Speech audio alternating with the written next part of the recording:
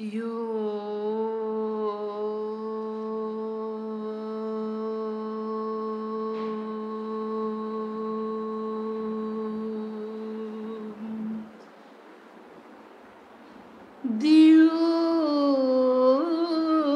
মা গো, দিও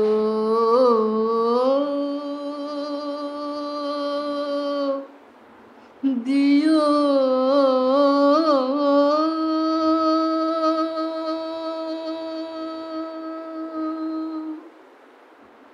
দিও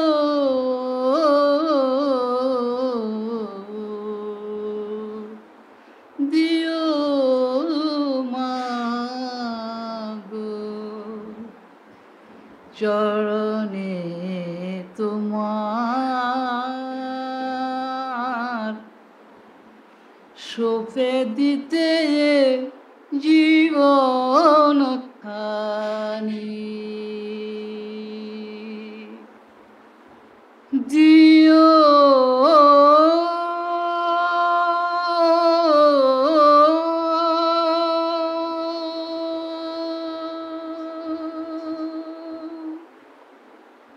দিও মা গো, চরণে তোমার সঁপে দিতে জীবন খানি। সঁপে দিতে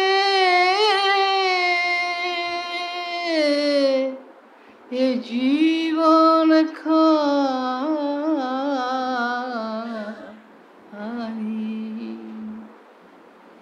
মহিমা তোমার মাগো,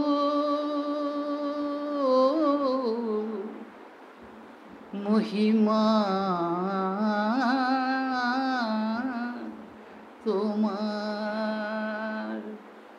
জানি না আমি, জানি না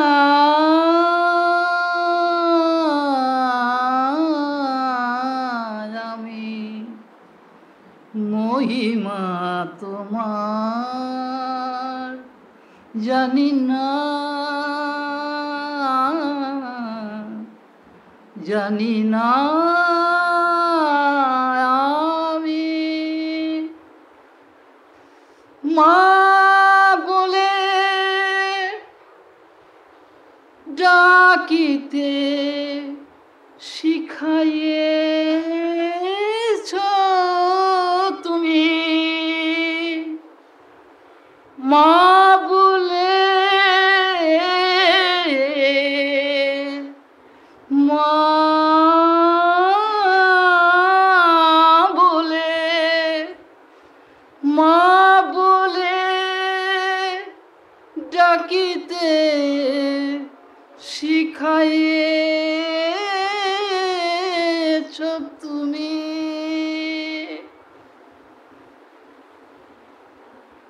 মা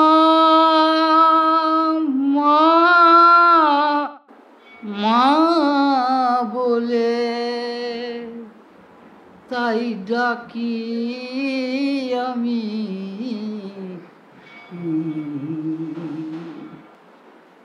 তব স্নেহ প্রেমের নাই সীমা,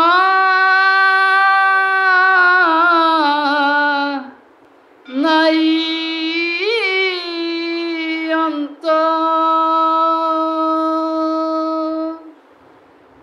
ভক্ত প্রেমিক ডাকে তোমায়, ভক্ত প্রেমিক ডাকে তোমায়। কত ভাব হবে কত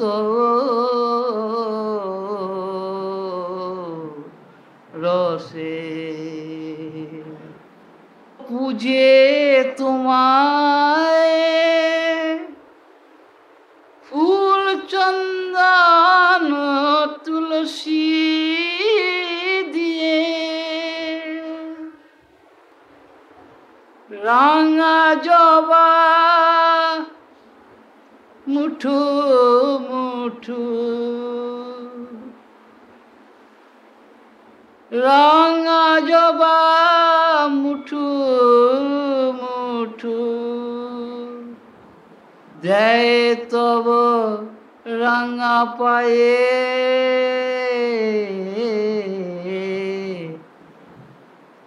রাঙা জবা বেলে পাতার মালা পরায় তব গলে দাও মাতাদের আশিস ঢেলে দাও মাতাদের দাও মাতাদের দাও মাতাদের দেও মাতাদের আশিস ঢেলে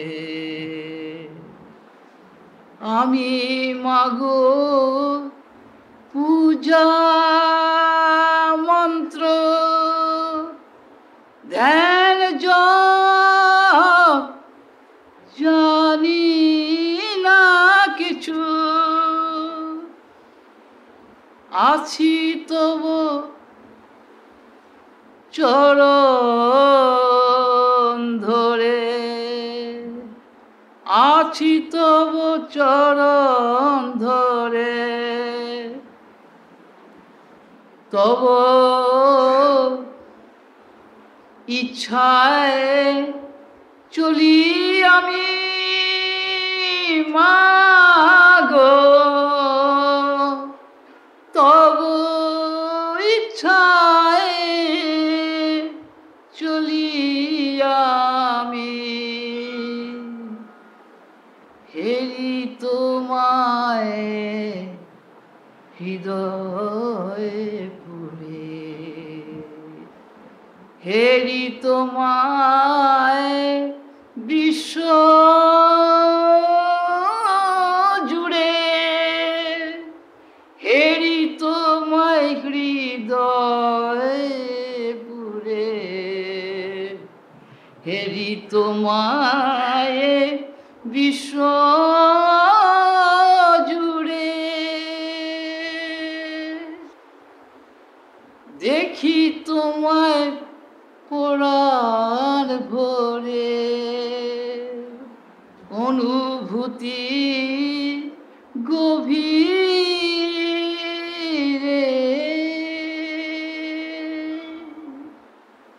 তুমি যে মা সবই আমার তুমি যে মা সবই আমার তুমি আমার আত্মা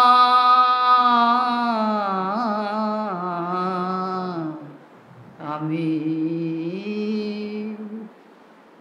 আপন বোধে ইহাই মানি দিও মাগো দিও ও মাগো দিও মাগো চরণে তোমার সপে দিতে হে জীবন আনি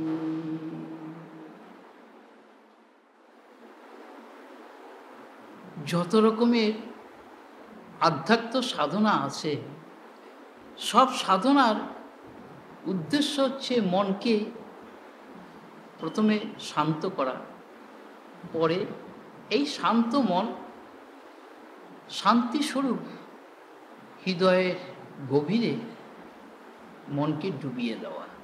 আমি ছোট করে সহজ কথায় বলছি। আগের দিন আমি পজিটিভের কথা বলছিলাম, সেই পজিটিভেরই কত ভঙ্গিমা সেটা বলছি। সাধারণ মানুষের কাছে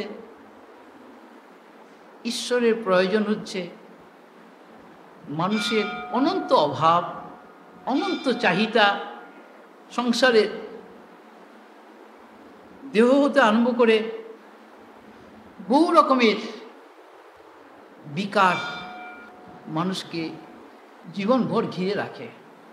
এই বিকারের থেকে রেহাই পাওয়ার জন্যে, তার অভাববোধ দূর করার জন্যে, তার রোগ শোক দুঃখ কষ্ট প্রভৃতি সব কিছুই থেকে রেহাই পাওয়ার জন্যে সে একটা অলক্ষ্য শক্তিকে ছোটোবেলার থেকেই মানতে অভ্যাস করে অনেকে।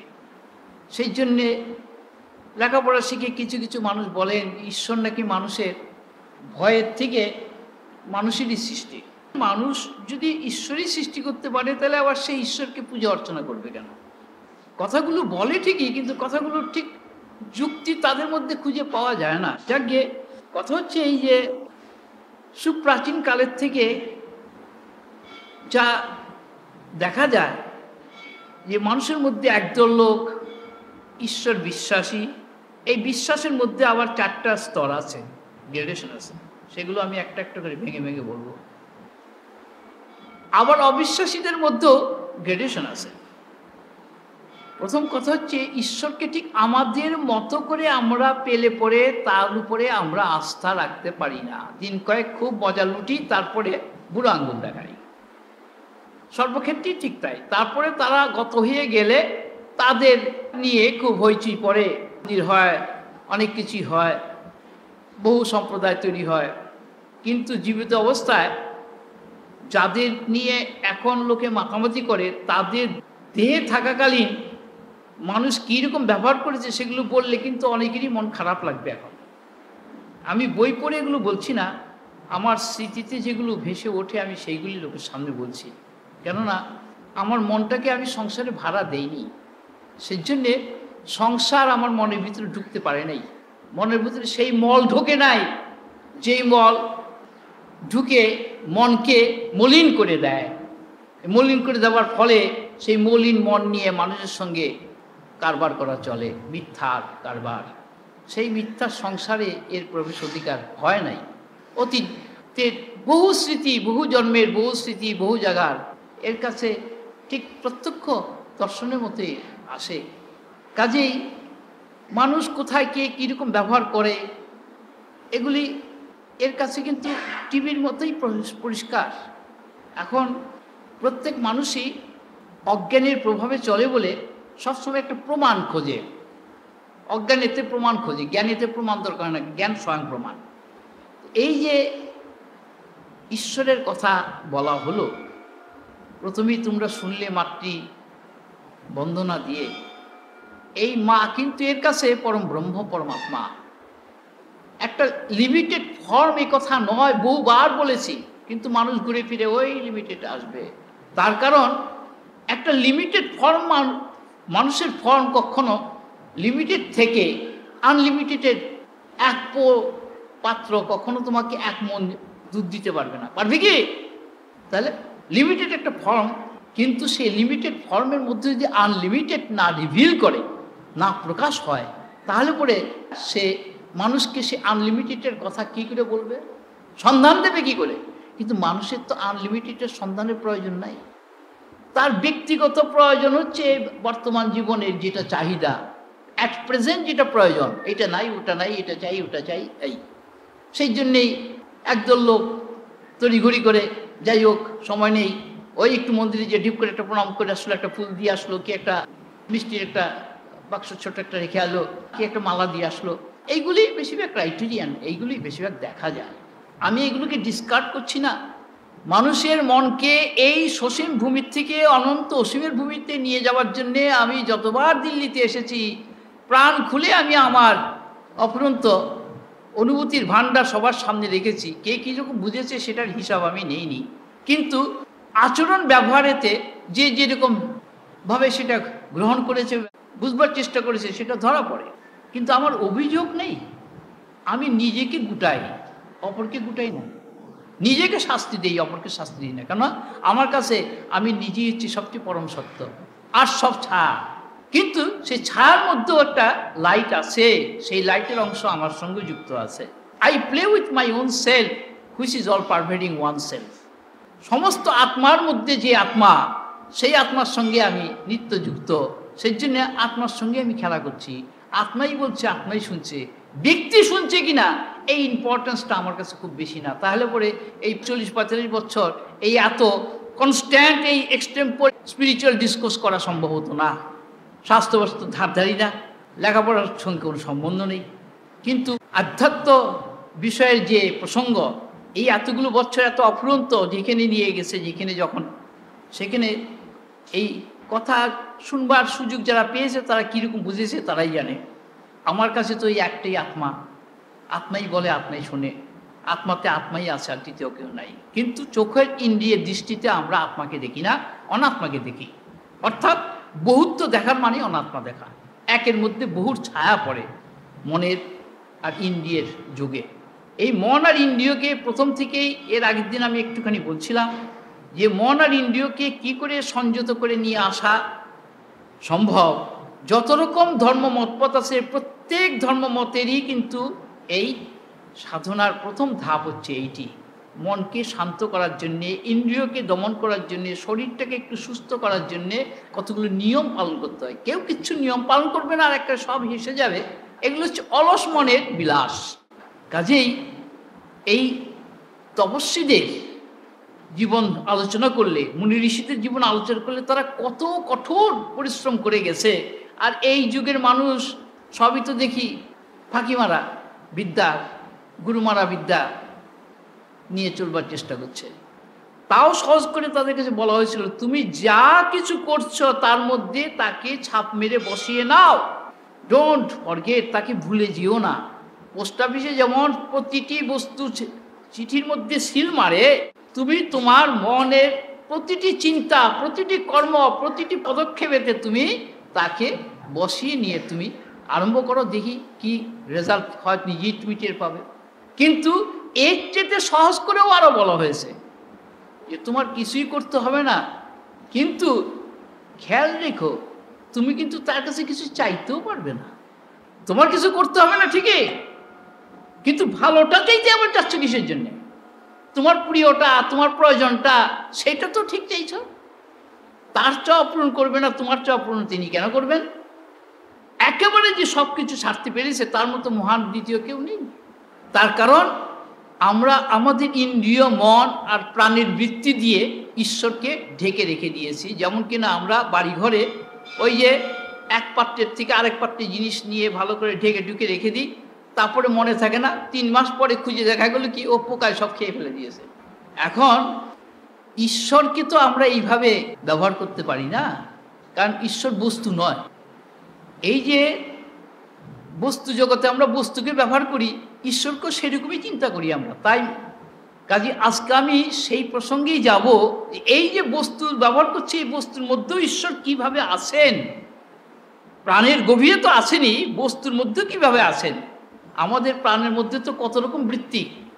প্রাণ শব্দ বলতে গেলে প্রাণ বায়ুকে বোঝায়, কিন্তু প্রাণের আরেকটা দিক আছে যেটাকে আত্মা বোঝায়, সেটা হচ্ছে অন্তর প্রাণ, মুখ্য প্রাণ। আরেকটা হচ্ছে গৌণ প্রাণ। গৌণ প্রাণটা হচ্ছে যা দিয়ে আমরা এই হাত পা নাড়ছি, পা চলাফেরা করছি, কাজকর্ম করছি, all movements of the body, আমাদের দেহ ইন্দ্রিয় প্রাণের যে কাজ হচ্ছে সেটা প্রাণবৃত্তির দ্বারা। কিন্তু প্রাণের মূল প্রাণের সঙ্গে আত্মার কোনো তফাৎ নাই, আত্মার সঙ্গে ব্রহ্মের কোনো তফাৎ নাই। ব্রহ্ম আত্মা শব্দের অর্থই হচ্ছে যাহা অনন্ত, অসীম, অখণ্ড, ভূমা। সীমার মধ্যে তাকে নিয়ে এসে আমাদের ইন্দ্রিয় মন নিজের মতো করে পেতে চায়, ইহাই হচ্ছে বিষয় লোকের বিষয় ভাবনার প্রতিফলন। সেই জন্যে সে নানান রকম কল্পনা করে অনেক কিছুই বানায়, তৈরি করে, দিন কয়েক মেতে থাকে, তারপরে আর তার মধ্যে তার মন বসে না। সেই জন্যে যেই জায়গায় বসে যোগী ধ্যান করে দীর্ঘ বছর দীর্ঘকাল, একটা সময় আসে যখন সেই জায়গাটাকেও তাকে ছাড়তে হয়। যে জপমালা জপ করে সেই জপের মালাকেও তার সঁপে দিতে হয়। যে সন্ন্যাসী দণ্ড নিয়ে ঘুরে বেড়ায় সন্ন্যাস নেওয়ার সময় দণ্ড, সেই দণ্ডকেও তাকে পরিহার করতে হয়। তো কাজে আমি ত্যাগের কথা সবার কাছে রেখেছিলাম ওই অর্থে কিছুই তোমার করতে হবে না, কিন্তু বাবা ঠাকুরের মাধ্যমে যে কথাগুলো তোমাদের কাছে আসে সেই কথাগুলো মনে আসে কি তোমাদের? ঈশ্বর যে তোমাদের দায়িত্ব নেবে কোন শর্তে, নিজেরা খুশি মতো চলে কিন্তু সেই শর্ত পালন করা যায় না। সেই জন্যেই কতগুলো গোলমাল অনেকেই করে ফেলেছে, কিন্তু এর কিছু হয় নাই, তাদেরই অসুবিধা হয়ে গেছে। তারা ঠিক পূর্বের মতো সমানভাবে মনকে নিয়ে আসতে পারছে না। এখন কর্ম এমনই একটি বস্তু, আমাদের 5টা কর্মেন্দ্রিয় এবং 5টা জ্ঞানেন্দ্রিয়, এছাড়াও অন্তর মন হচ্ছে আরেকটা ইন্দ্রিয়।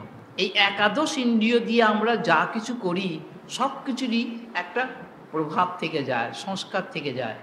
সেই সংস্কার জমে থাকে এবং এক জাতীয় সংস্কার বেশি জমলে পরে সেইটি আবার কার্যকরী হওয়ার সুযোগ পায়। খুব কঠিন তত্ত্ব। এই যে জীবনের মধ্যে এসে ঈশ্বরের যে লীলা খেলা, এই লীলা খেলা একদিকে যেমন কঠিন আর একদিকে সবচেয়ে সহজ। কেন? বহুর মূলে যদি একই থেকে থাকে আর একের ইচ্ছেই যদি বহু হয়ে থাকে, বহুর নিজস্ব কোনো সত্তা নেই। এই জন্য বলা হয়েছিল তোমাদের পৃথক কোনো সত্তা নেই, তোমরা কিন্তু এক সত্তায় সব সত্তাবান। সেই এক সত্তাকে তোমরা আপন করে ভাবতে চেষ্টা করো। যেমন নিজেকে আপন করে ভাবো, ঠিক ততটুকুই আপন করে ভাবলে কাজ হয়ে যাবে। তোমাকে লক্ষ কোটি কোটি জপ করতে হবে না। নিজের সম্বন্ধে তুমি যতখানি সচেতন, ঠিক ততটুকু সচেতন তুমি তোমার সেই অখণ্ড সম্বন্ধে আছো কি কেউ বুকে হাত দিয়ে বলতে পারবে না। কেননা মানুষের মন শস্যের ছড়ানো শস্যের মতো, আটি বাঁধা শস্যের মতো নয়। যারা তপস্যা করেন তারা মনের বৃত্তিগুলোকে একত্র করে ফেলেন, এটার নামই মনসংযম। মনকে এক কেন্দ্রে নিয়ে আসা। বিনা মনসংযম ইন্দ্রিয় সংযত হয় না। আর ইন্দ্রিয় সংযত না হলে ধর্মজগতে চলাফেরাটা বিলাসিতা, এই কথা আমি বহুবার বলেছি। আমার কথার কিন্তু একটা অক্ষরও কেউ কাটাতে পারবে না, কারণ আমার মুখস্থ বিদ্যা নাই।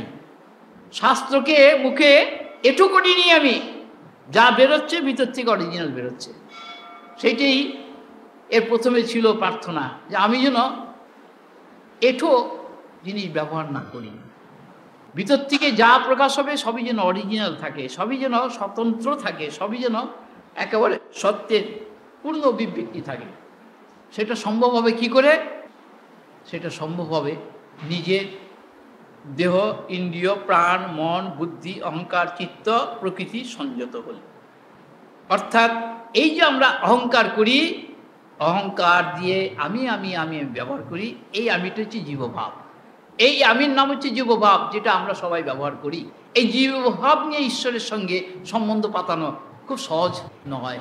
এই জীবভাবকে তার পায়ে দিয়ে দিতে হয়। কি করে? আমাদের পূজা অর্চনার মধ্যে তার কতগুলো বিধান আছে, মানুষ সেগুলো মেকানিক্যাল প্র্যাকটিস করে, কিন্তু বুঝে করে না, জেনে শুনে সচেতনভাবে করে না। ঈশ্বর সর্বব্যাপী এই কথাগুলো মানুষ মুখে বলেন, তিনি সব স্থানেই আছেন, সব জায়গাতেই আছেন, সব বস্তুর মধ্যে আছেন, অন্তরে আছেন, বাইরে আছেন, আকাশে আছেন, বাতাসে আছেন, জলে আছেন, আগুনে আছেন, সব কিছুর মধ্যে আছেন। তাহলে তাকে আমরা পাই না কেন? কারণটা কি? কারণটা হচ্ছে আমাদের মন। আমাদের মনটা শান্ত না, বাড়ির থেকে বোঝা যায় না। বোঝা যায়, যারা জানেন তারা টের পান। অশান্ত লোকের কতগুলো লক্ষণ আছে, তারা স্থিরভাবে দাঁড়িয়েও থাকতে পারে না, বসেও থাকতে পারে না, তারা কিছু না কিছু নাড়বে, নাহলে চোখের পাতাগুলো স্থির না। শান্ত যারা, তাদের চোখের পাতা কিন্তু একদম স্থির, তাদের চোখের পাতা পড়েই না। তাদের শ্বাস প্রশ্বাস খুব ঘন ঘন নয়, লম্বাও নয়, এই নাকের কাছে আঙ্গুল নিলেও টের পাওয়া যায় না, এত সূক্ষ্ম এবং এত ছোট। তার ফলে তাদের শ্বাস প্রশ্বাস ঘন ঘন পড়ে না বলে তাদের প্রাণ স্থির।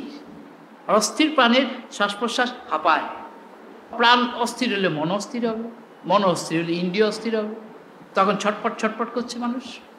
কাজেই ওই যে সংযমের কথা বলা হয়েছিল, সেই সংযমটার উদ্দেশ্যটা কি?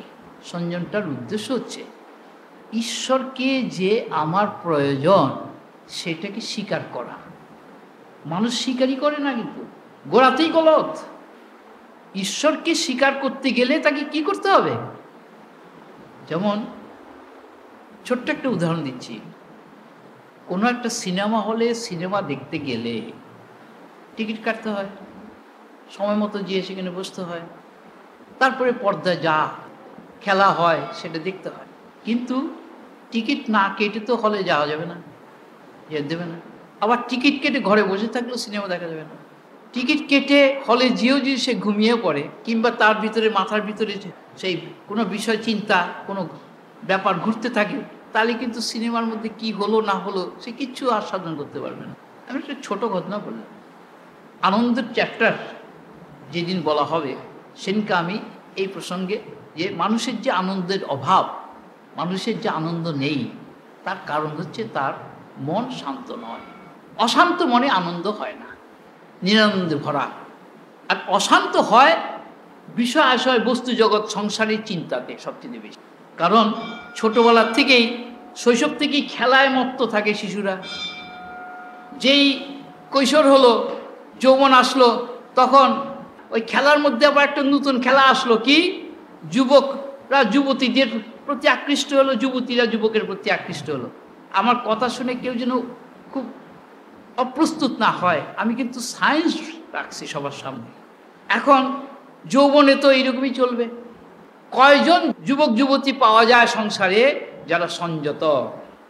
আমার বক্তব্য আমি যখন আরো গভীরে যাব তখন কিন্তু একেবারে আনকম্প্রোমাইজিং ওয়ার্ড বলবো আমি, খুব কঠিন।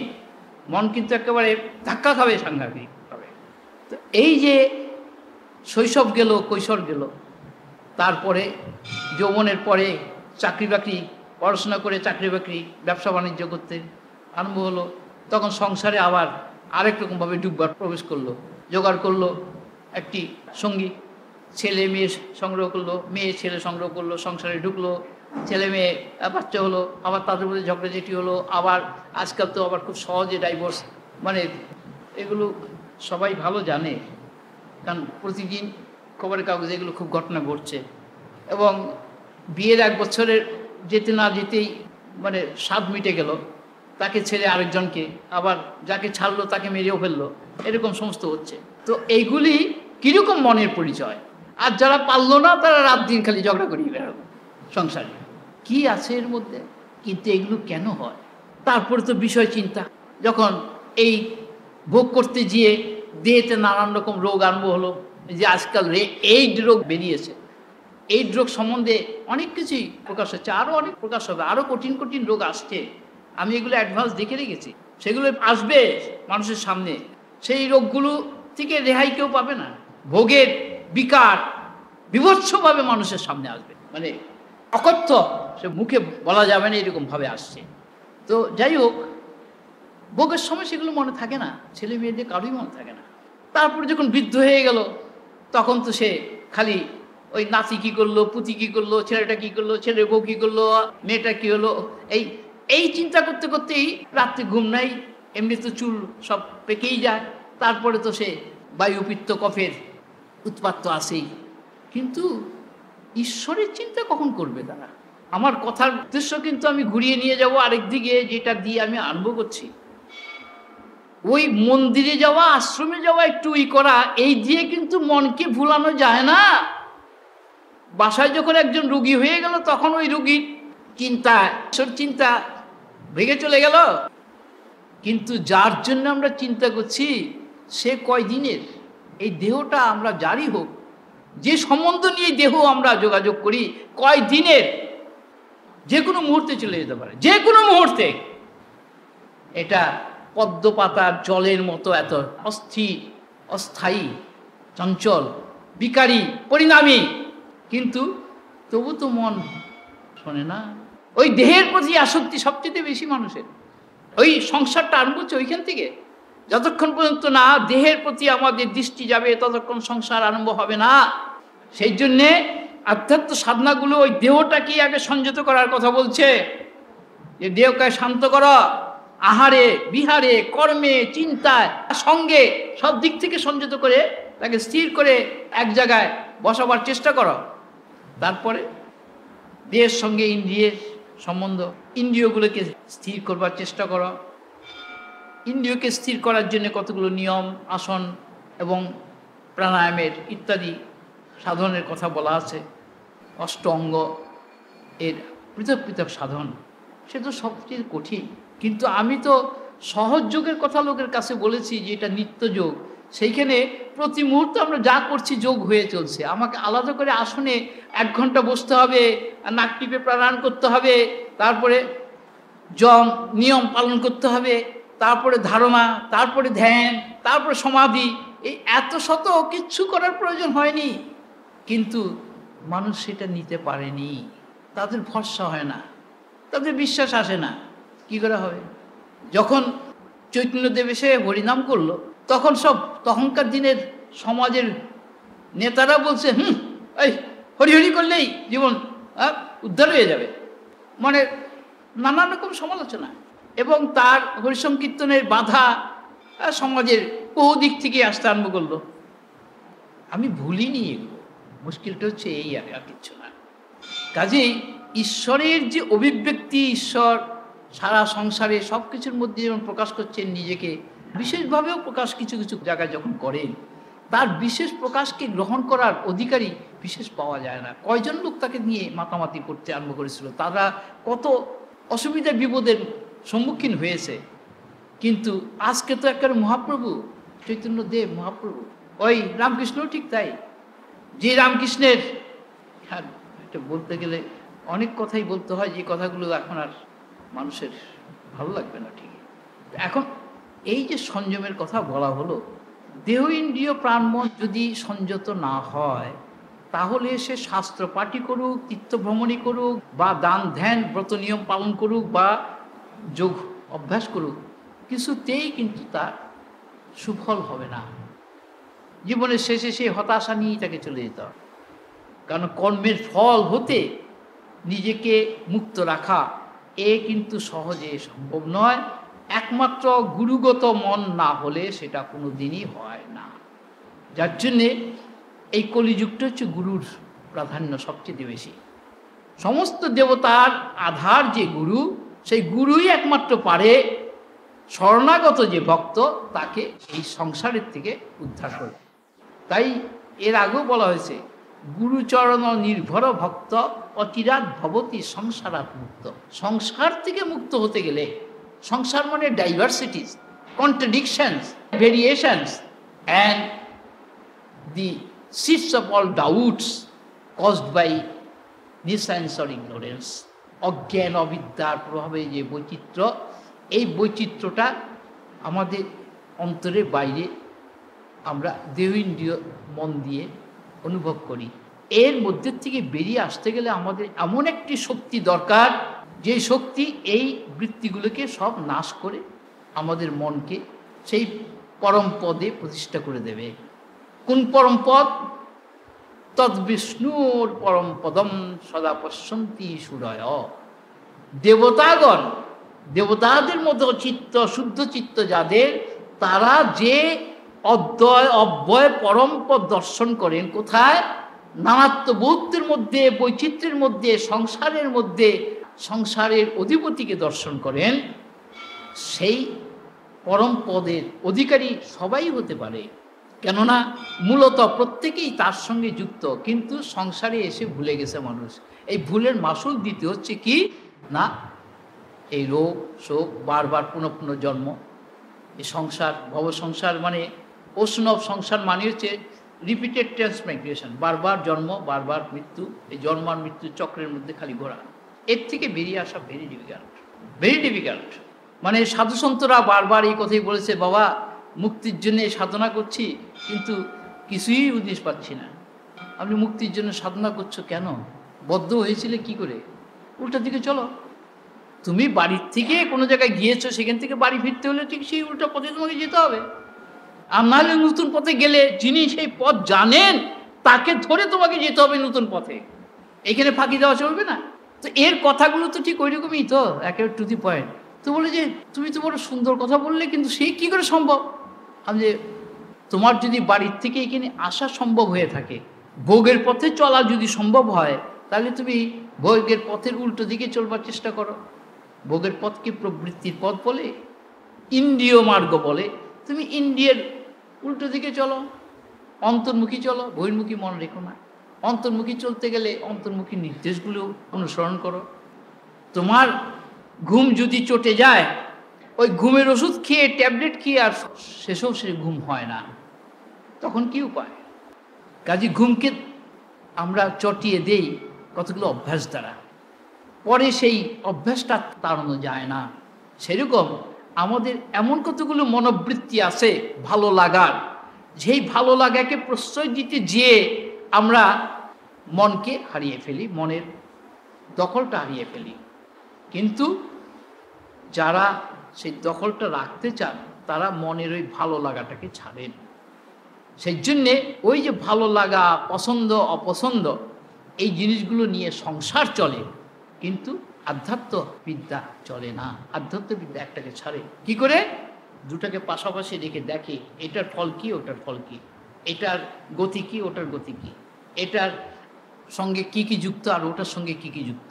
এইভাবে পাশাপাশি চিন্তা এককভাবে করতে হয়। দল নিয়ে বসে চিন্তা করলে কাজ হবে না, দল নিয়ে বসে মালা জপলেও কাজ হবে না। তবে হ্যাঁ, মহাপ্রভু একসঙ্গে বসে সংকীর্তনের কথা বলেছিলেন, কারণ ছিল তার সেই সময়ের প্রয়োজনে, যে সবাই মিলে জোরে নাম কীর্তন করলে সেই নামটা নিজেরই কানে এসে পৌঁছবে। কাজেই ঘন ঘন সেই নাম করতে করতে আরেকটা জিনিস হবে কি, তখনকার দিনের মানুষের, আমার এই কথাগুলো মন দিয়ে শোনার দরকার সবার, তখনকার দিনের মানুষের পেটের গোলমাল ছিল খুব বেশি। খুব জোরে জোরে চিৎকার করে নাম করলে পরে পেটের একটা এক্সারসাইজ হয়, আর ওই যে হরিসংকীর্তন করে নৃত্য করতেন, তাতে পেটের এক্সারসাইজ হতো। ফলে কি হতো, হজম শক্তিটি ঠিক হলে পরে তার দেহটা সুস্থ থাকতো, দেহ সুস্থ থাকলে পরে সে জপ ধ্যান করতে সহজ হতো। That is the secret. কাজেই খুব পেট ভরে খেয়ে নিয়ে কিন্তু আর লাফালাফি করা যায় না, খেলে ঘুম পায়।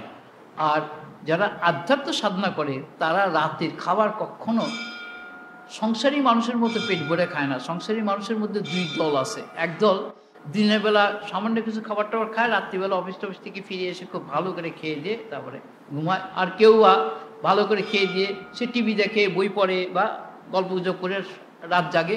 ফলে ইনডাইজেশন হয়, কেননা অত হেভি লোড পেটে পড়লে তারপর যদি ঠিকমতো বিশ্রাম না হয়, তাহলে সে বায়ু হবে, অ্যাসিড ফর্ম করবে, এবং ইনডাইজেশনের ফলে আস্তে আস্তে আস্তে আস্তে অনেক রকমের ব্যাধি। এখন কথা হচ্ছে, ধর্মজগতের প্রথমেই সেই জন্যে বলা হয়েছিল শরীর মাধ্যম খলু ধর্ম সাধনা। শরীরটাকে দিয়ে অবলম্বন করে ধর্ম সাধনা, কেননা এই শরীরটা হচ্ছে আমাদের ভেহিকল, রথ। এই রথটা চালাতে হবে কোথায়? না নরক দিকে, না স্বর্গের দিকে। এই রথকে স্বর্গের দিকে নিতে হবে দেব ভাবনার দ্বারা, দেব কর্মর দ্বারা, যাগযজ্ঞ হোমের মাধ্যমে। প্রথমে এগুলো বাইরে আরম্ভ করতে হয়, তারপর সেটাকে নিতে হয় ভিতরে। দেবতার সমাধান ভিতরে না পাইলে বাইরে দেখলেও তোকে ভয় পেয়ে যাবে। চোখের সামনে যদি কিনা একটা মূর্তি এসে দাঁড়ায়, কয়জনে সামলাতে পারবে? চিৎকার পেরে অজ্ঞান হয়ে যাবে। কাজেই অন্তরে তার দর্শন যদি কিনা হয়, তাহলে সেটা হবে না। আধ্যাত্ম জগৎটি হচ্ছে অন্তর্জগৎ, আর সংসারটি হচ্ছে বহির্জগৎ। বহির্জগতের বিকার থেকে মুক্ত হতে গেলে অন্তর্জগতে ঢুকতে হবে। সাধক তার ইন্দ্রিয় মনকে অন্তরে গুটিয়ে নেয়। সে অন্তরে গুটিয়ে নেবার কৌশলটা কি? ওটাই হচ্ছে আধ্যাত্মবিদ্যা, সাধন বিদ্যা। ওই সাধন বিদ্যার মধ্যে কিছু আছে অভ্যাস, কিছু আছে বিচার, আর কিছু আছে ত্যাগ। এই তিনটা মিলে একটা ইউনিট। এই ইউনিটটার মধ্যে আস্তে আস্তে আস্তে আস্তে এই ত্যাগের অংশ বাড়াতে হয়, বিচারের অংশ বাড়াতে হয়। ওই বিচারের মধ্যে জপ আর ধ্যানটা পড়ে। এখন মানুষের ইন্দ্রিয়ের বিকাশ তো অনেক রকম, বহিরিন্দ্রিয় এবং অন্তরিন্দ্রিয়। আমাদের শরীরের কতগুলো অঙ্গ প্রত্যঙ্গ, কতগুলো লিম্বস, কতগুলো অর্গ্যানস। প্রত্যেকটি বিকৃত হয় আমাদের ব্যবহার দোষে। ভোগেতে ব্যবহার দোষ হয়, যোগেতে ব্যবহার দোষ সারে। এই ভোগ আর যোগের মধ্যে এখানে তফাৎ। কিন্তু আরও উপরে উঠতে গেলে ভোগকে যেমন ছাড়তে হবে, যোগকেও ছাড়তে হবে, ত্যাগকেও ছাড়তে হবে। কিন্তু ত্যাগকে ছাড়ার কথা সবাইকে আমি এখন বলতে পারি না, কেননা ত্যাগ করেই না কেউ কিছু, তার ছাড় করবে কি? সে ভগবানকেই তো ত্যাগ করে দিয়েছে। সে ভগবানকে ত্যাগ করে শয়তানকে নিয়েছে, নানাত্ব বহুত্বকে নিয়েছে। শয়তান শব্দের অর্থ শত শত তার বৈচিত্র্য, নানাত্ব, বহুত্ব, রূপ, নাম, ভাব ইত্যাদিকে যে জড়িয়ে রেখেছে। ভগবান তো এক, তাকে তো মনে রাখতে পারছে না, দিনের মধ্যে একবারও মনে পড়ে না। কাজেই কেমন সুন্দর সংসারীরা আসল বস্তুকে ত্যাগ করে নকল নিয়ে কেমন মাতামাতি করছে, আর তার মধ্যে বাহাদুরি কে কত দেখাতে পারে। রাজনীতির খেলা ওই জন্যই তৈরি হয়েছে। রাজনীতি শব্দের অর্থ হচ্ছে মানে যত সত্যের বিরুদ্ধ গতি, মিথ্যার যত প্রাধান্য, সেটি হচ্ছে বর্তমানে দেশ বিদেশের রাজনীতি। সত্যের সঙ্গে তার কোনো সম্পর্ক থাকবে না। যাকে কাজী ধর্মজগতেও ঠিক তাই এসে গেছে। এই কারণে প্রত্যেক মানুষের ইচ্ছা থাকলেও চেষ্টা আসে না, আবার চেষ্টা করতে গিয়ে দেখে সময় পাচ্ছে না, আবার সময় ম্যানেজ করতে গিয়ে দেখে যে বাড়িতে অর্থের টান, সে অর্থ সংগ্রহ করতে গিয়ে দেখে কোনোটাই হয় না। আমি কারণগুলো একটা একটা করে পয়েন্ট আউট করছি। আমরা চাহিদা বাড়িয়ে ফেলেছি এতখানি, সেই এতখানি চাহিদাকে মেটাতে গিয়ে আমাদের অর্থের কত প্রয়োজন। এত অর্থ সংগ্রহ করতে গেলে আর আমার কোথায় সময় পাবো আমি জপ ত্যাগ, তপ ধ্যান, পূজা অর্চনা করার? অসম্ভব। আর যারা একেবারে অলস, কিছুই কাজ করে না, তারা কিন্তু কোনো জিনিসই সাধন করতে পারে। তারা ওই শুয়ে শুয়ে জব করতে করতে ঘুমিয়েই বলবে, কিংবা বসে জব করতে করতে খালি এর মাথার করে ঝিমোচ্ছে, সোজা হয়ে মাথা রাখতে পারছে না।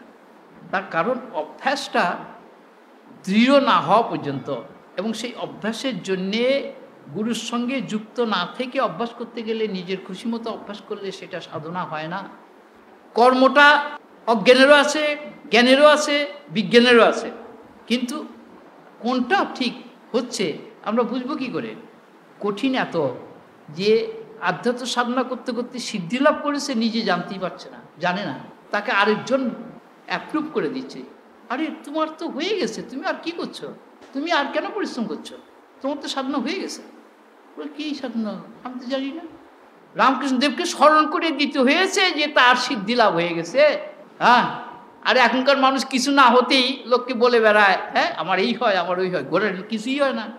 মানে নিজেকে কিভাবে আমরা ফাঁকি দেই, মনকে সত্যি সত্যি সেই অখণ্ডের ঘরে পৌঁছিয়ে দিয়ে একেবারে নিশ্চিন্ত হওয়া, এইটি গুরু যতক্ষণ না অ্যাপ্রুভ করে দিচ্ছে ততক্ষণ কারো কথাতেই কিছু হবে না।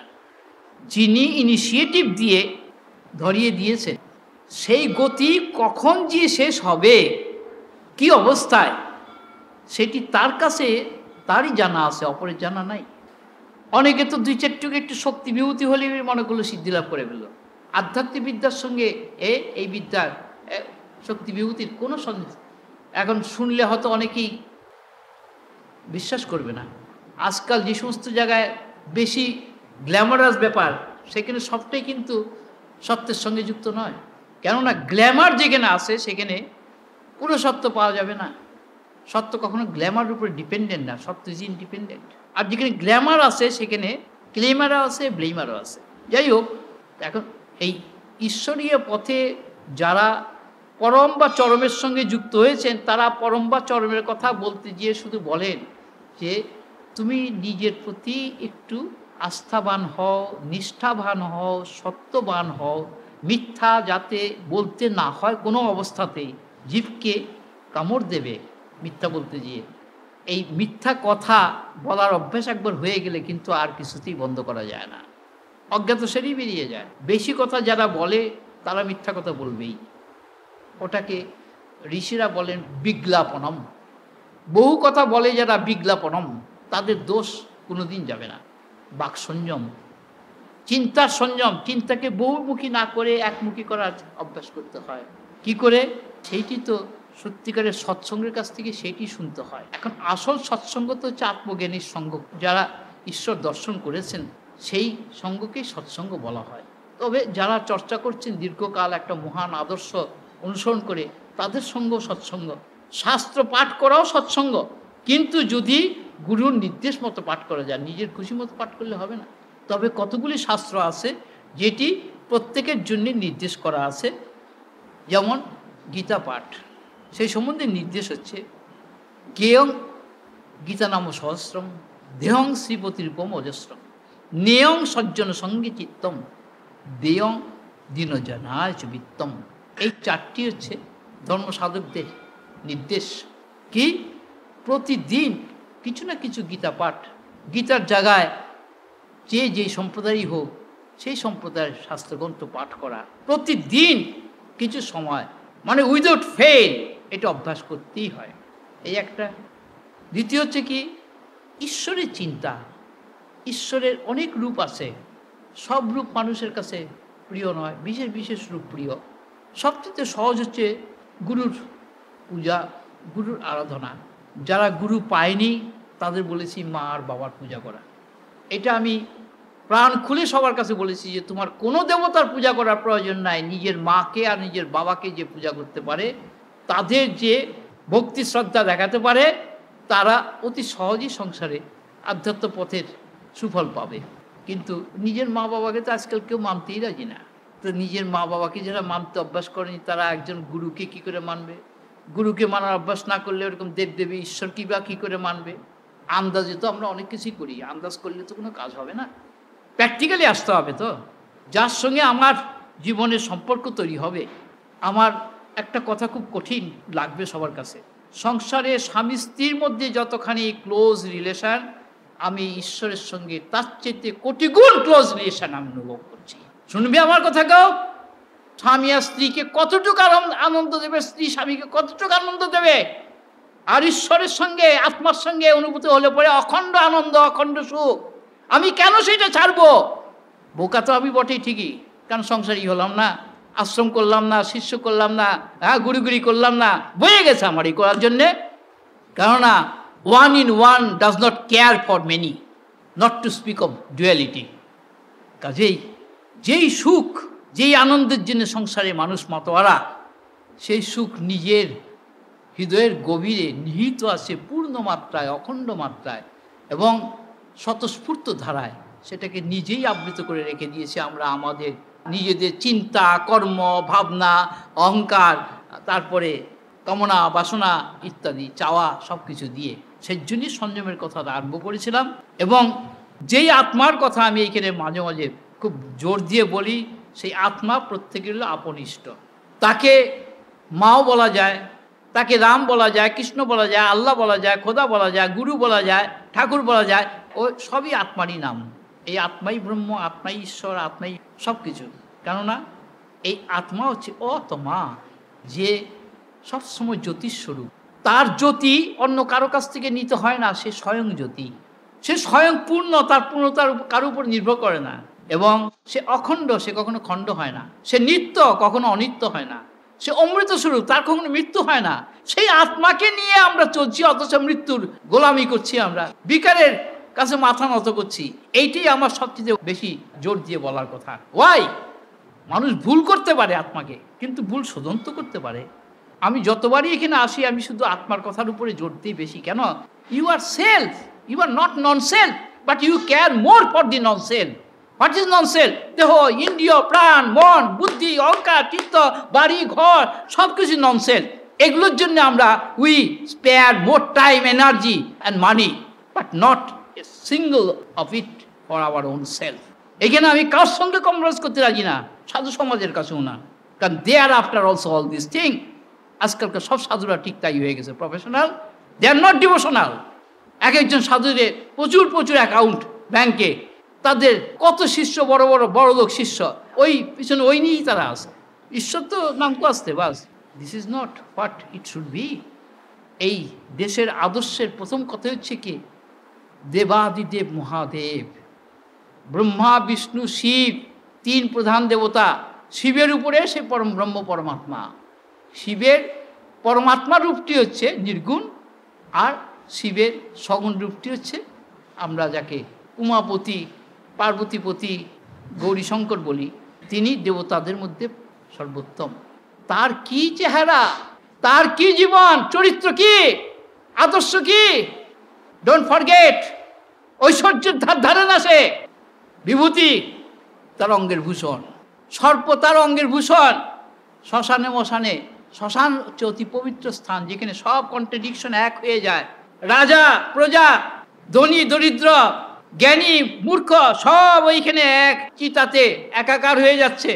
ওখানে আর আমাদের গ্ল্যামার চলবে না। কিন্তু সেই শিব যেখানে আদর্শ, যার তার কাছে সংসার কোনো দিন প্রাধান্য পেতে পারে না। আর আত্মা হচ্ছে শিব স্বয়ং। এই আত্মাকে ভাবনা কী করে করতে হয়, সেটি পজিটিভ থট আইডিয়া। কিন্তু ব্রহ্ম ভাবনা এক সময়ে খুব প্রাধান্য পেয়েছিল, সেটি একটু নেগেটিভ হইতে যায়, কিন্তু একই ফল। যে ব্রহ্মচিন্তা আত্মচিন্তা করে তাকে আর অন্য দেবতার পূজা করার প্রয়োজন হয় না, তাকে আর কোনো শক্তি প্রকৃতির রাজ্যে অভিভূত করতে পারে না, এটা গ্যারান্টি দিয়ে বলা যায়। তা এখন আত্মার কে তুলনা করেছে কিভাবে? মহাভারতে যুধিষ্ঠির একটা বিশেষ ক্যারেক্টার। যুধিষ্ঠির সবসময় খালি ধর্ম কথা, ধর্মপুত্র বলে তিনি ধর্মের তত্ত্ব জানতে চেয়েছেন সবার কাছে, যাকে পেয়েছেন তার কাছে, সাধু সন্ত মহাত্মা মহাপুরুষ মুনি ঋষি জ্ঞানী গুণী সবার কাছে খালি ধর্মতত্ত্ব জানতে চেয়েছেন।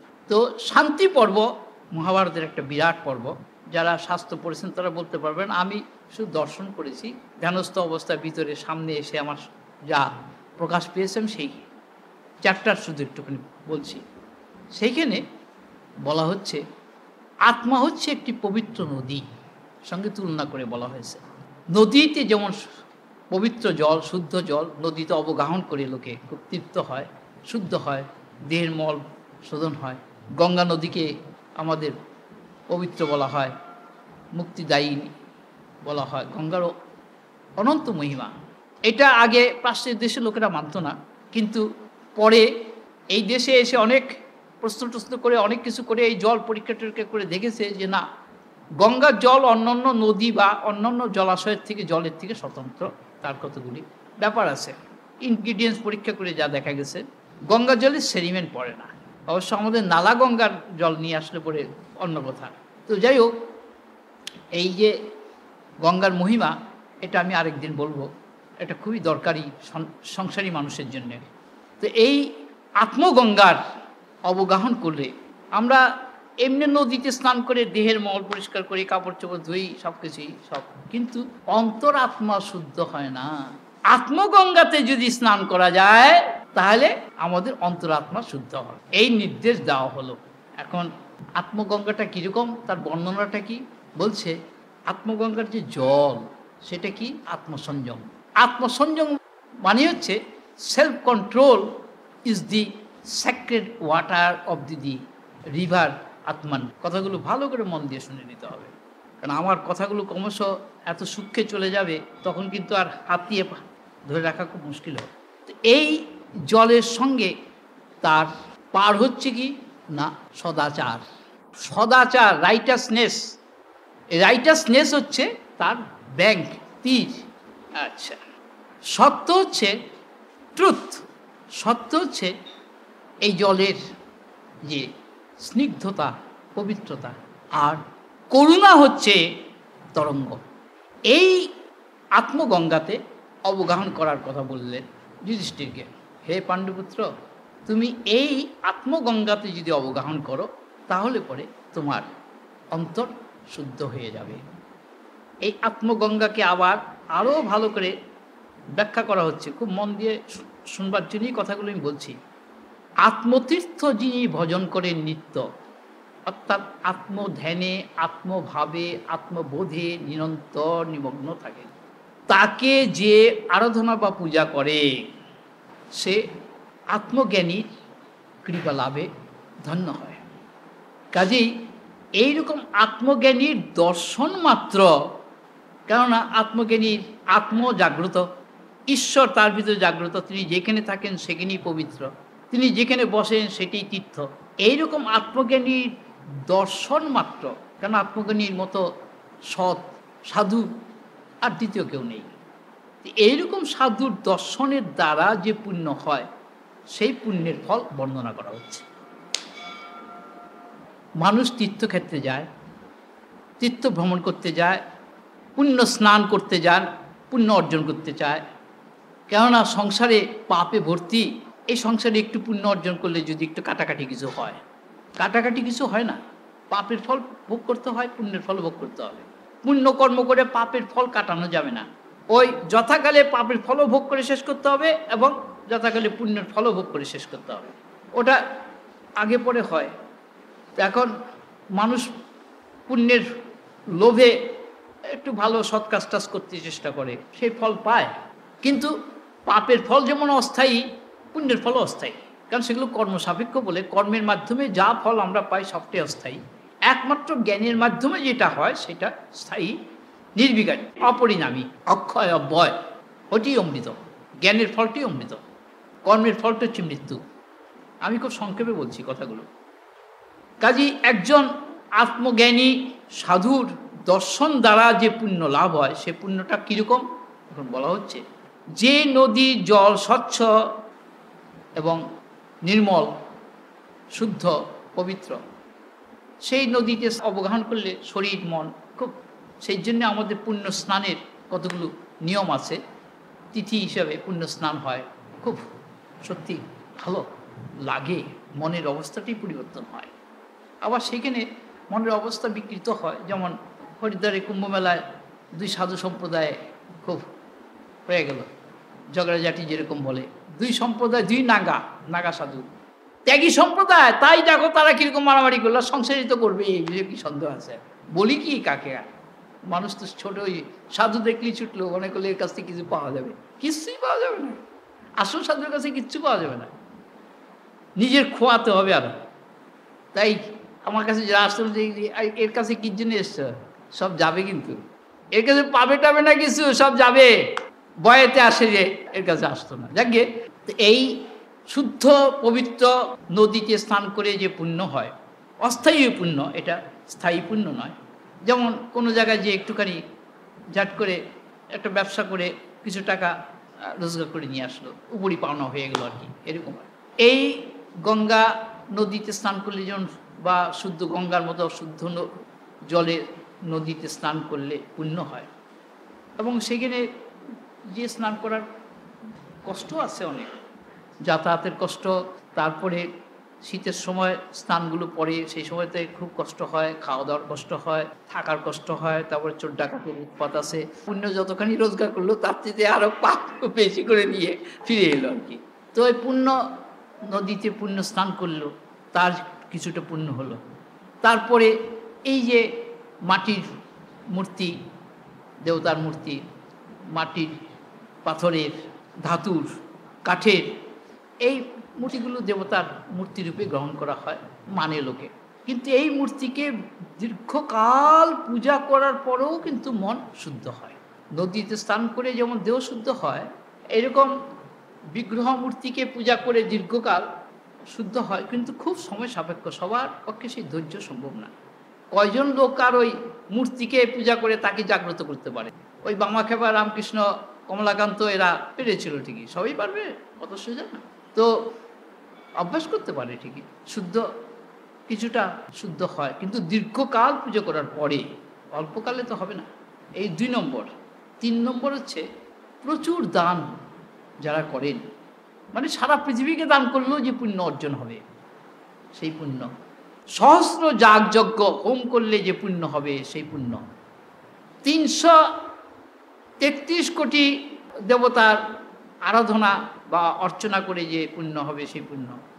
এবং অন্যান্য বিধান অনুযায়ী সাধন ভোজন করে যে পুণ্য, পরলোকে মৃত্যুর পরে ইহলোকের পুণ্য অর্জন করে পরলোকে যে পিতৃপুরুষদের উদ্ধার করে নিয়ে আসলে যে পুণ্য হলো, এইসব পুণ্য। এখন সর্বোত্তম পুণ্যটা হচ্ছে কি না, ব্রহ্ম আত্ম সাযুজ্য যোগম, অর্থাৎ ব্রহ্ম আত্মার সঙ্গে নিজের অভিন্ন যোগ, অভিন্ন অনুভূতি, তার নাম হচ্ছে আত্মদর্শন, ব্রহ্মদর্শন। ব্রহ্মদর্শন, আত্মদর্শন মানে বিষয় দর্শনের মতো না, এই যে দেখছি বস্তু, মানে সাবজেক্ট অবজেক্ট রিলেশন না, সেখানে subject objectless, only knowledge, in knowledge, of knowledge, from knowledge, for knowledge, by knowledge, with knowledge, to knowledge, on knowledge, beyond, beyond, beyond. এই ফর্মুলাগুলো রিভিল করেছিল ধ্যানের গভীরে। এখন এই ফর্মুলাগুলি কাটানো খুব কঠিন। তো এই ব্রহ্ম আত্মজ্ঞান লাভ হলে যে পুণ্য হয় সেটা হচ্ছে চরম বা পরম সর্বোত্তম। এটার নাম হচ্ছে পরাসিদ্ধি, পরামুক্তি, পরাশান্তি, পরাগতি। ইহাই সত্যস্থিতি, ব্রহ্মস্থিতি, পরমাত্মস্থিতি। তো এই এতগুলো যে কথা বললাম, গঙ্গা স্নান হতে আরম্ভ করে তারপরে যাগযজ্ঞ, হোম, পূজা অর্চনা, দান, ধ্যান, সমস্ত ব্রত নিয়ম পালন সব করে যে মানুষের পুণ্য হয়, এক মুহূর্তের মধ্যে যে ব্রহ্মাত্মযোগ হলো সমাধিতে, তাতে এই পুণ্যের অনেক কোটি গুণ পুণ্য তার হয়ে গেল। সেই পুণ্য সে লাভ করলো কোথায়? এক মুহূর্ত একজন আত্মজ্ঞানীর দর্শন দ্বারা। কিভাবে যুধিষ্ঠিরকে বুঝাচ্ছে যে একজন আত্মজ্ঞানীর দর্শন করলে তুমি যে এতগুলো পুণ্যের তুমি রকমারি ভেদ পেলে, শুধু একজন আত্মজ্ঞানীর ক্ষণিকের সঙ্গ, তার দর্শন মাত্র, only a visit to a holy man who is self-realized soul। এই বলে চুপ করে গেলেন। তখন যুধিষ্ঠির বলল, তুই এইরকম আত্মজ্ঞানী।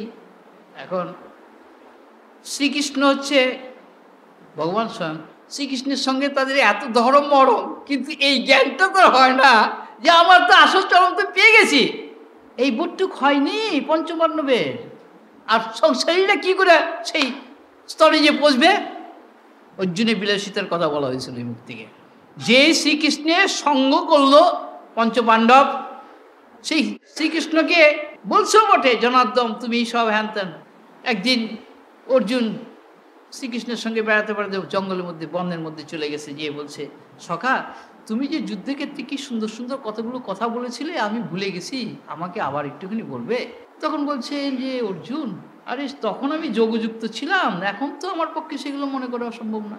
এখন সেই কুরুক্ষেত্রের যুদ্ধের মধ্যে গীতার যে চ্যাপ্টারটি, তাতে শ্রীকৃষ্ণ অর্জুনকে তার বিশ্বরূপ দর্শনও করিয়েছেন। তারপরে সঙ্গে সঙ্গে কিন্তু তার সংশয়, শঙ্কা এবং সন্দেহ, ভয় সব যায়নি।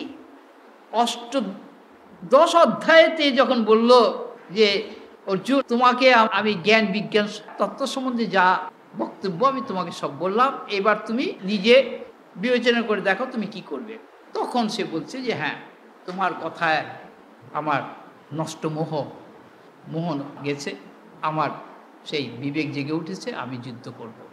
আচ্ছা বেশ, কিন্তু শ্রীকৃষ্ণকে পেয়েও কিন্তু সব পাওয়া হয়ে গেছে এই কথা পাওয়া যায় না পঞ্চপাণ্ডবের কারো কাছ থেকে। তাকে দ্রৌপদী সখা বলে ডাকত এবং তাকে তার শক্তি ঐশ্বর্যের কথা জানতো বলে তাকে রাজসভাতে যখন বিবস্ত্র করছে, তাকে বস্ত্রহরণের সময় সে তাই মধুসূন করে তাকে ডাকছে সখাকে। সে দেখলে যে আমাকে এখন আর কোনো উপায় নেই, একমাত্র তার উপর সম্পূর্ণ নির্ভর করা ছাড়া, একটা টোটাল সারেন্ডার ছাড়া আমার এই অবস্থায় রেহাই আমাকে কেউ দেবে না। ওটা একটা রাজসভা, সেইখানে বিশ্ব ছিল, দ্রোণ ছিল, কৃপাচার্য ছিল, সমস্ত বড় বড় সমস্ত জ্ঞানীগুণী সবাই সেখানে ছিল। কেউ তো প্রোটেস্ট করে নাই। আমার বলবার কথা অনেক আছে, শাস্ত্র পড়লেই ফ্যাঁ করে কানলে হয় না। সমস্ত শাস্ত্রের মধ্যে অনেক কিছু ঢুকে বসে আছে, সে থেকে উদ্ধার করে দেবার লোক নেই। আজকে যে মহাভারতের নাম শুনলে মহাকাব্য, বিরাট কাব্য রামায়ণ মহাভারত নিয়ে, কিন্তু রামায়ণ মহাভারত নিয়ে অনেক রিসার্চ করার বিষয় রয়ে গেছে এখনো। অনেক জিনিস সেখানে দুর্বুদ্ধ হয়ে বসে আছে, সেগুলো না বুঝেই মানুষ ধর্মের মধ্যে চালিয়ে দিয়েছে। ও হয় না। আরে বাবা, কুরু পাণ্ডবের যে জন্ম, কর্ণের যে জন্ম, সেই বৃত্তান্তগুলো পড়লে পরে মানুষ কি বলবে এখনকার মানুষ? হ্যাঁ, অ্যাকচুয়ালি কুরু পাণ্ডবের মানে ধৃতরাষ্ট্র আর পাণ্ডুর পিতা তো হচ্ছে ব্যাসদেব। তাহলে 100 পুত্র ধৃতরাষ্ট্রের আর পাণ্ডুর 5 পুত্র, এত ব্যাসের নাতি হয়ে গেল। যাক গিয়ে, আমার ওগুলো নিয়ে বলার দরকার নাই, তো নিজের গায়ে নিজে থুতু দিয়ে আমার কী লাভ হবে। তো যে আধ্যাত্মবিদ্যার কথা বলা হচ্ছিল, নিজের মনকে আমরা নিজেরা সংযতে আনতে পারি না, একজনের সাহায্য দরকার হয়। এখন যার সাহায্যে সেটা করব, তার সঙ্গে সম্পর্কটা কীরকম হওয়া দরকার। যেমন উদাহরণ আমি দিয়েছিলাম যে স্বামী স্ত্রীর সঙ্গে যে মধুর সম্পর্ক সংসার জীবনে, তার কোটি গুণ সম্পর্ক হচ্ছে গুরু শিষ্যের সম্পর্ক। How can you imagine this? কি করে এটা অনুধাবন করবে যদি সেটি আনফোল্ড করে না দেওয়া যায়? যে গুরু শিষ্যের সমস্ত মল আবরণ মোচন করে তাকে শুদ্ধ বুদ্ধ মুক্ত করে অপাপ অবিদ্ধ করে আত্মাতে প্রতিষ্ঠিত করে দিতে পারেন, সেই গুরু ছাড়া আমি কোন দেবতার পূজা করব? আর সেই গুরু স্বয়ং, যেখানে আত্মা স্বয়ং, আমি কোন দেবতার পূজা করব? সব দেবতা তো তার সাবঅর্ডিনেট। কিন্তু তাই বলে যারা সেই আত্মদেবতার সন্ধান পায়নি, তারা কি আর অন্য দেবতার পূজা করবে না? নিশ্চয়ই করবে। কিন্তু ওই বোধই করতে হবে যে একেতেই সব, সবেতেই এক। কীরকম? সর্বভূতস্থ আত্মান আত্মনি চ সর্বভূতানি সংপশ্যঞ্জ পরব্রহ্ম সজাতি নান্যেন হেতু না। বলছে আত্মাতে সর্বভূতকে এবং সর্বভূতে আত্মাকে যে দর্শন করে সেই পরম ব্রহ্ম লাভ করে। পরম ব্রহ্ম, he attains the highest Brahman and by no other means. আর কোনো উপায় নাই। কাজেই আমার যখন আত্মাকেই প্রথম দরকার, যাকে পেলে সব পাওয়া শেষ হয়ে যায়, যত লাভাত্মা পর লাভং মন্যতে তত অধিকম।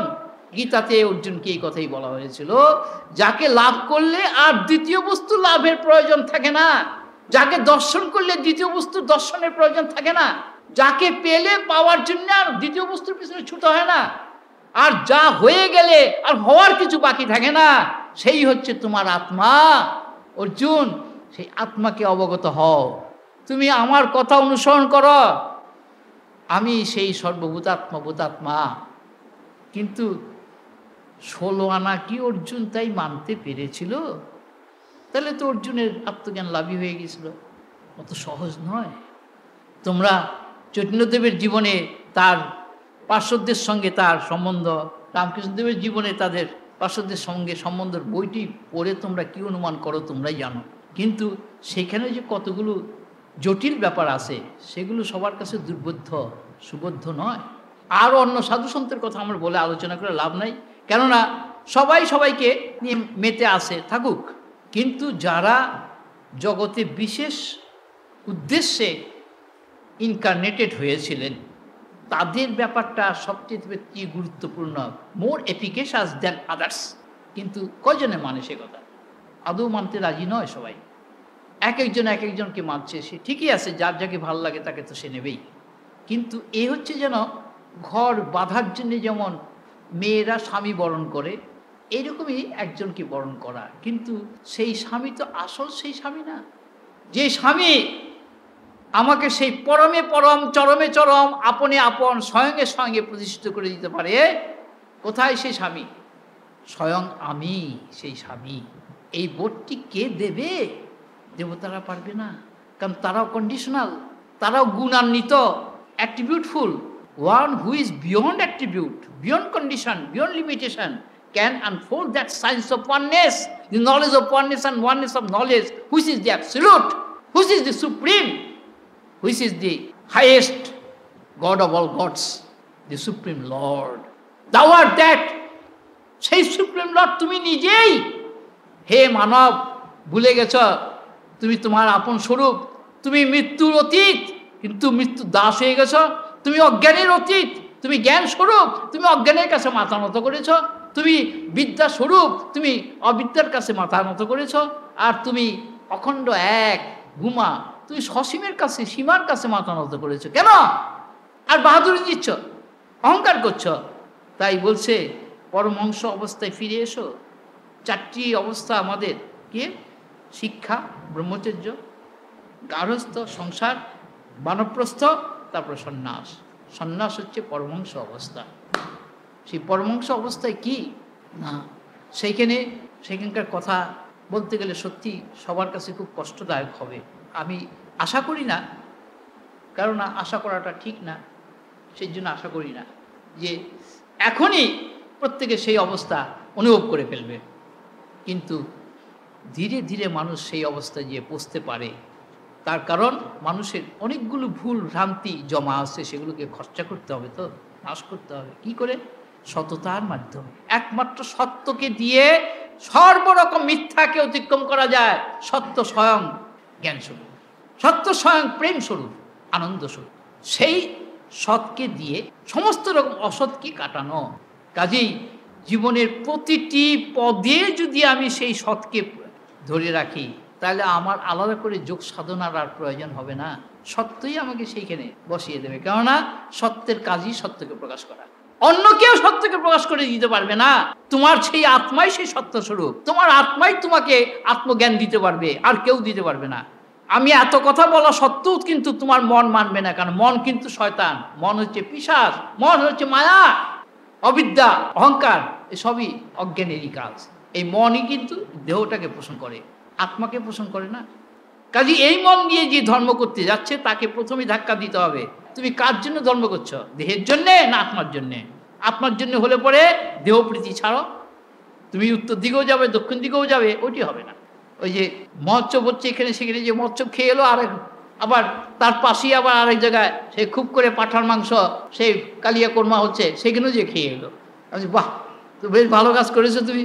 হ্যাঁ, রাতারাতি তোমার শরীর গঠন হবে, প্রাণ গঠন হবে, মন গঠন হবে। হ্যাঁ, এইভাবে হয় না। আরে রামা, ঘড়িটাকে তোমরা চালিয়ে ফেললে এত বেশি করে। একটু মজার জায়গায় আসছিলাম আমি, আর সেই জায়গাটাই স্টপ করে দিচ্ছ। লিটন সেই জন্যই বন্ধ করে ফেলে যাকে হয়ে গেছে না? ও হা, তো এই 1 ঘন্টা 1 ঘন্টা 8 ঘন্টা এই সমস্তগুলো করে হয় না। সারা দিনটা পাওয়া যায়, সারা রাত পাওয়া যায়, তাহলে হয়। কিন্তু কি বলবো আর, বান্ধবীরা তাই করতেন। ওইসব সময় দিতেন 2:30 রাত্রি, 3টে, কাউকে দিন 4টে, কাউকে দিন 2টোয়। সেই সময় বান্ধবীর সঙ্গে মিট করতে হবে। কিন্তু এত করেও কিন্তু পারলেন না তিনি একটা লক্ষ্য তৈরি করতে। হায় হায়, সব আত্মবিস্মৃত। কলিযুগের কি ধর্ম দেখো না। সেই জন্যে এ টাইট হয়েই এসছে একের আগে থাকতে, যে না, mission less mission. I have not come to preach anything or teach anything. I am only playing with myself. আত্মার সঙ্গে আপনিই খেলছে, বাস। অনাত্মার সঙ্গে আমার কোনো খেলা নাই। I don't care for the non-self, which has no real existence at all. Self is real existence. I can play with the self, but not with the non-self. And you love the non-self more than self, then you can play with the non-self. আমার বলার নেই কিছু। কিন্তু মনকে কি করে তৈরি করে সেই মনের সামনে তুমি এই কথা শুনতে শুনতে এমন একটা অবস্থা হয়ে যাবে যে যখন তোমরা আমার কাছ থেকে উঠে যেতে পারবে না, শক্তিই পাবে না। যতক্ষণ না চাবিটি ঘুরিয়ে দেওয়া হবে তুমি উঠতেই পারবে না। তারপরে এমন অবস্থা হবে যে তুমি তখন মানে নিজের পূর্ব অবস্থায় ফিরে আসতেই পারবে না। ফিরে আসলে তারপরে তখন তোমার এই কী হলো, এতক্ষণ আমি কোথায় ছিলাম, কি হলো, এই কী হয়ে গেল, এইভাবে এক ধাক্কা খেতে খেতে খেতে খেতে তখন বুঝতে পারবে, হাইরি এই কী ভুল করে বসে আছি আমি। ওইভাবে চার্জড, এক এক দিন ঘন ঘন চার্জ হতে হতে হতে ফুল চার্জ হয়ে গেল, যেদিন বাস ইউরেকা ইউরেকা, সেদিনকে তুমি দেখলে সব illumined by your own self. You alone exist in each and every expressions of the creation. There is no second entity. দুই নেই, একা তুমি বিরাজমান সর্বত্র, সব কিছুর মধ্যে একা তুমিই আছো। কি রূপে? সচ্চিদ আনন্দ রূপে, বস্তুরূপে, ব্যক্তিরূপে নয়, সচ্চিদ আনন্দ রূপে, অখণ্ড ভূমা রূপে, নিত্যরূপে, সত্যরূপে, পূর্ণরূপে। এইগুলো ভাবতে গেলেই দেখবে তোমার ভিতরের সেই অজ্ঞান কোথায় পালাবে সে খুঁজে তাকে পাবে না। যেমন ছাত্রছাত্রীদের অঙ্ক ভুল হচ্ছে, টিচার সেই অঙ্কটা কারেক্ট করে যখন দিল, ভুলটা গেল কোথায়? You will never find out, you can trace out the existence of ignorance. অজ্ঞানকে তুমি খুঁজেই পাবে না, তোমারই নিজেরই ছায়া। তো ছায়ার কাছে তুমি কেন মাথা নত করবে? Light cannot yield to the shadow, you are the light of all lights. জ্যোতিষামপি তজ্জ্যোতি, সমস্ত চন্দ্র সূর্যের জ্যোতি তোমার জ্যোতিতে জ্যোতিষ্মান। কথাগুলো শুনলে কিন্তু প্রথমে খুব ধাক্কা লাগবে ঠিকই। You are the light of all lights. You are the reality itself. Means the perfect identity, self-identity of the individual self. Absolute cannot cease to be absolute. Absolute সবসময় absolute আছে। আকাশকে কেউ কেটে বাদ দিতে পারবে না, ভাঙতে পারবে না, ছিঁড়তে পারবে না, পোড়াতে পারবে না, জ্বালাতে পারবে না, ভিজাতে পারবে না, নাশ করতে পারবে না। আর আত্মা এই আকাশের থেকেও সূক্ষ্ম, সে সর্বব্যাপী হয়েই আছে। তুমি যেখানে যাও আত্মাতেই রয়েছ। You live in the self, not in the non-self, but you have forgotten that. তোমার এই ভুলটাকে ভাঙার জন্যে আমাকে এতগুলো কথা খরচা করতে হচ্ছে। তুমি শুনলে ভালো, না শুনলে আরও ভালো। কেননা তুমি বুঝবে আমার কি এসে যাবে, আমার তো লসও নেই, কেন নেই, কেন আমি গুরুগিরি করতে আসিনি। সত্যি আমার কোনো ভাবনা চিন্তা কিচ্ছু নেই। কার জন্য ভাববো আমি? এইটা নেই, আমি এই যে তোমরা এই এতগুলো এখানে বসে রয়েছ, আমি দেখতে পাচ্ছি শুধু আমাকেই। কী রূপে? চৈতন্য রূপে। আর এগুলো তো সব তো ছায়া, ছায়াগুলোর জন্য আমার কি মাথা ব্যথা। তো এক প্রফেসর ভদ্রলোক বলছিলেন, তা আমাদের জন্য আপনি এতক্ষণে এত বকর বকর করলেন, আপনার কষ্ট হচ্ছে না?